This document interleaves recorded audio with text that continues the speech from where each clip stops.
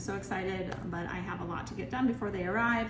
And so I didn't really want to wait for my starter to rise. I also did not want to feed it because I have excessive amounts of discard or inactive starter, which I like to call it.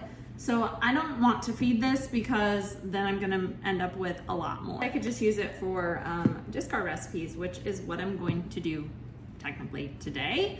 But I am going to use my inactive unfed sourdough starter to make a loaf of bread and also some cinnamon rolls for my dad. He loves cinnamon rolls. What I did is I just pulled this out of the fridge about an hour ago. I let it rise at room temperature for a little bit, and you can see it's, whoa, some of the crusties just fell off, but we're just gonna use this.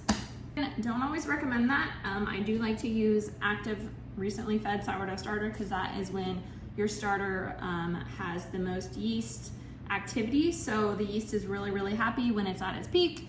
But you know what? Sometimes life happens, and you know I like to break the rules. I'm a firm believer in making sourdough work for you.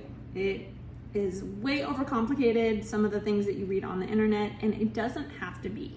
So make it work for you. And today what is working for me is using unfed inactive sourdough starter to make a loaf of bread. And guess what? It's probably gonna turn out just fine. Will I get the most beautiful, best rise loaf of sourdough bread? Maybe not. Will it still be better than store-bought? Yes. And will it still be delicious? Absolutely. Okay, here's our dough.